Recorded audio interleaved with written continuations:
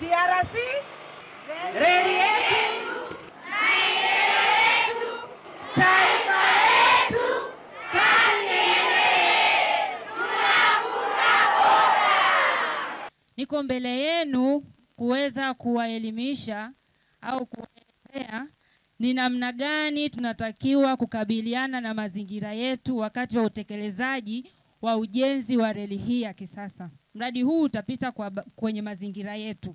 Kwa baadhi ya wananchi hapa utapita kwenye mazingira yao. Kwa hiyo tutatakiwa kuchukua tahadhari kwa namna moja au nyingine.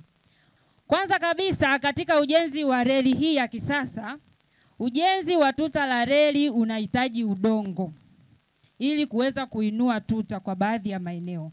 Na udongo huu utatoka kwa baadhi ya maeneo ambayo mkandarasi atakuwa ameainisha. Kwa hiyo kutakuwa na kitendo cha kuchukua udongo kutoka sehemu moja na kupeleka kwenye njia ya reli.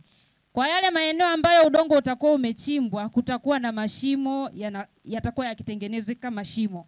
Kwa hiyo tutatakiwa kuchukua tahadhari gani? Kwanza kabisa, katika mashimo yale kutakuwa na mashine mbalimbali ambazo zitakuwa zikichimba udongo ule.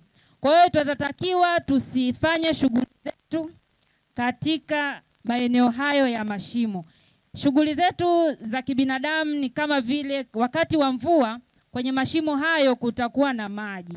Wale ndugu zetu wenye mifugo, ng'ombe, mbuzi, kwenye mashimo kama yale kutakuwa na maji. Yale maji yatakuwa sio salama kwa matumizi ya binadamu na mifugo yetu, kwa sababu kutakuwa na shughuli za kimradi zinazoendelea. Kwa hiyo tahadhari namba moja tunayotakiwa kuichukua, tusije kufanya shughuli zetu za binadamu katika mazingira hayo, katika mashimo hayo, kwa sababu ni hatari kwa maisha yetu.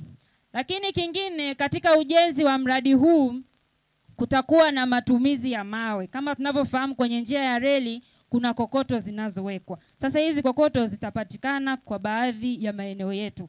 Mkandarasi atakuwa na mpango maalum wa kupasua mawe katika maeneo yale. Kwa hiyo ni watoe wasiwasi kwa baadhi ya wananchi watakao kuwa karibu na maeneo hayo, kutakuwa na mpango maalum wa kuweza kuwalinda ili kusudi kitendo cha kupasua mawe katika maeneo yale hakutakuwa na athari kwenye maeneo yenu. Mtapewa utaratibu ni kwa namna gani mtatakiwa kujilinda, ni maeneo yapi mtatakiwa kwenda wakati wa kufanya zoezi hilo la kupasua mawe.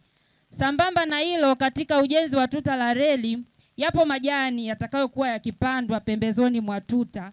Hayo majani yatakuwa yanapandwa kwa lengo la kuzuia mmomonyoko wa udongo katika tuta la reli. Nizidi kuwasihi ndugu zetu wafugaji, nyasi zile zitakuwa na kazi maalum ya kuzuia mmomonyoko. Hivyo tusipeleke mifugo yetu kuchungia kwenye maeneo hayo ya majani. Swala lingine, katika mradi huu kutakuwa na mwingiliano mkubwa wa magari kutoka sehemu moja kwenda sehemu nyingine. Na huenda katika mitaa yetu ya kijijini hapa kuna baadhi ya njia ambazo mkandarasi ataziainisha kwamba atazitumia katika matumizi yake ya mradi. Hivyo kutakuwa na mpango maalum wa kupunguza vumbi wakati wa kupitisha magari hayo. Na baadhi ya njia ambazo mkandarasi huwa anatumia ni kupunguza spidi kwa maeneo yale ambayo kunakuwa na jamii pembezoni mwa barabara ile, ili kusudi anapopita kwa spidi ndogo basi vumbi lisiweze kusambaa kwenye mazingira yetu. Sambamba na hilo, kuna matumizi ya gari la maji.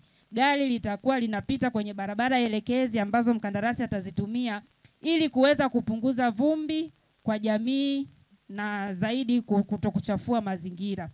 Lakini sambamba na hilo, ni wasihi Wanakatonga, katika maeneo ya mradi tunatakiwa tusije kuyafanya kama sehemu ya kutupia uchafu tunaozalisha majumbani au kwenye biashara yetu. Kama nilivyoeleza, kutakuwa na maeneo ya mashimo yanayochimbwa. Kuna wale wajasiriamali wanaozalisha taka za makopo ya plastiki au zile taka zisizooza. Usije ukatumia fursa hiyo kuona yale mashimo kwamba ni sehemu ya wewe kwenda kutupa taka. Hapana, utakuwa umefanya kosa, lakini ni kuhakikishia kuwa maeneo yale yatakuwa chini ya uangalizi maalum. Hivyo hatutaruhusiwa kuingia kiolela. Sambamba na hilo, tumeona nyumba zetu nyingi huku tunazifyatua kwa matofali ya udongo. Niwakumbushe Wanakatonga, maeneo ya mradi hayatahusisha shughuli za kibinadamu. Hivyo wale wanaofanya biashara za kufyatua matofali au mtu anahitaji kujenga nyumba yake kwa kutumia tofali hizo, asiweze kufyatua matofali hayo kwenye mashimo yale au kwenye maeneo elekezi ya mradi. Niwasisitize kwamba kipengele mojawapo katika mradi huu ni utunzaji wa mazingira. Kwa hiyo ujio wa mradi huu hauji ili kuweza kuharibu au kuchafua mazingira yetu, ila ni zaidi kuendelea kuyatunza ili kusudi kila mwanajamii aweze kunufaika huku akiishi katika mazingira yaliyo safi na salama. Katonga safi. Siasi, reli yetu, maendeleo yetu, taifa letu, kazi iendelee. Tunavuka bora.